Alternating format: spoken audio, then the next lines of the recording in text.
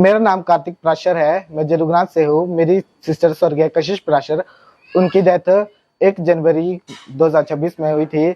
जो आज उनका बर्थडे है 21 मई को। उनके बर्थडे के उपलक्ष्य हम गवर्नमेंट हॉस्पिटल में कुल्लू में लंगर दे रहे हैं अन्नपूर्णा ढाबा में। मेरे परिवार की यही दुआ रहेगी कि वो जहाँ पर भी रहे खुश रहे और भगवान उसकी आत्मा को शांति दे।